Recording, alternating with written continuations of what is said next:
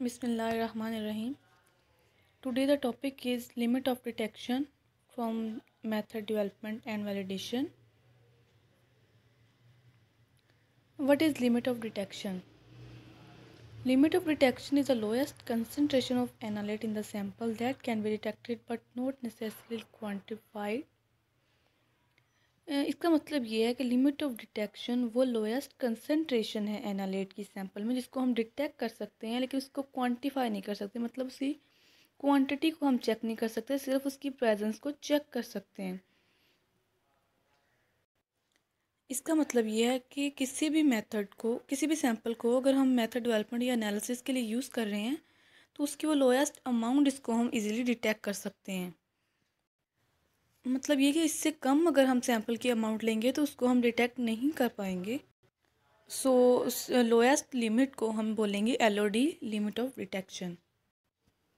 There are several method for the determination of detection limit depending on the procedure, whether the procedure is instrumental or non-instrumental. So next is limit of detection can be determined by visual method, visually, signal to noise ratio, and by standard deviation of the response and slope. First method for the determination of limit of detection is visual inspection. Non-instrumental methods are based on the visual evaluation.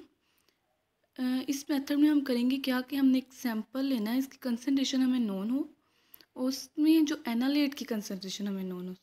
ठीक है, sample में analyte की concentration हमें पता हो और उसकी हमने एनालिसिस करनी है। एनालिसिस के बाद हमने वो मिनिमम लेवल को चेक कर लेना है at which the analyte can be detected. इस मेथड को हम विजुअल इंस्पेक्शन कहेंगे। Next method is on the basis of signal to noise ratio. This approach can only be applied to analytical procedures which exhibit baseline noise. इसमें हम करेंगे क्या कि एक हमने सैंपल लेना है जिसमें एनालाइट की कंसंट्रेशन हमें नोन हो और लो कंसंट्रेशन होगी।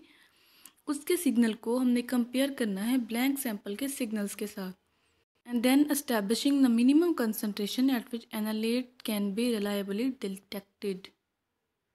सिग्नल टू नॉइस रेशियो जो है वो 3:1 और 2:1 के बिटवीन होगी। इसका मतलब क्या है 3:1, 2:1? 3:1 और 2:1 इसका मतलब ये है कि peak of signal is double than the noise और triple than the noise. So when the signal to noise ratio is 3:1 और 2:1 then it is LOD, limit of detection. So next है हमारे पास standard deviation of the response and slope. इसके लिए general formula या equation हमें जिसे कह सकते हैं ये हमें यहाँ पे शो किया गया है। DL is equal to 3:3 sigma by S. Sigma represents the standard deviation of response and S represents the slope of calibration curve. And S slope may be estimated from calibration curve of the analyte. So on the basis of standard deviation of response हम limit of detection को कैसे determine करेंगे। उसके लिए हम क्या करेंगे कि large number of blank samples लेंगे, उसके बाद उनका ब्लैंक मेजरमेंट्स लेंगे to check the magnitude of analytical background response, और देन हम उसके स्टैंडर्ड डेविएशन ऑफ रिस्पॉन्स को कैलकुलेट कर लेंगे। Next is standard deviation of the slope. When determining the data from calibration curve, a specific calibration curve should be studied using sample containing an analyte in the range of DL, means detection limit. अगर हम data को study कर रहे हैं calibration curve से, तो हम उस स्पेसिफिक सैंपल की जिसमें एनालाइट की कंसंट्रेशन मौजूद है उसकी कैलिब्रेशन कर्व को स्टडी करेंगे। Next is the residual standard deviation of regression line or the standard deviation of y-intercepts of regression line may be used as standard. इसके regression line को हम as a standard use कर सकते हैं। यहाँ पर एक word use हुआ है that is regression line. Regression line क्या है?